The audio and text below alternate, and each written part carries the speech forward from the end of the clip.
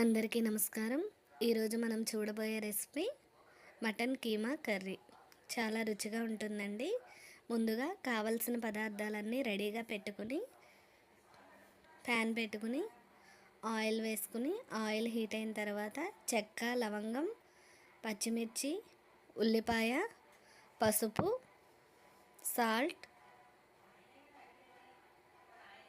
కరివేపాకు, కొత్తిమీర వేసుకుని ఉల్లిపాయలు ఫ్రై అవనివ్వాలి.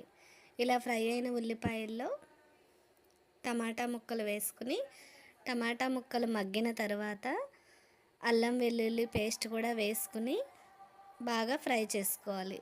ఇలా ఫ్రై అయిన తర్వాత క్లీన్ చేసుకున్న మటన్ కీమా వేసుకుని బాగా కలుపుకుని దానిలో కారం, గరం మసాలా వేసుకుని మరి ఒకసారి కలుపుకుని మూత పెట్టుకుని వాటర్ పైకి వచ్చే వరకు ఉంచి దానిలో 2 కప్పులు వాటర్ వేసుకుని కూరంతా బాగా దగ్గరికి వచ్చిన తర్వాత ఒక బౌల్లోకి తీసుకుంటే ఎంతో టేస్టీగా ఉండే మటన్ కీమా కర్రీ రెడీ.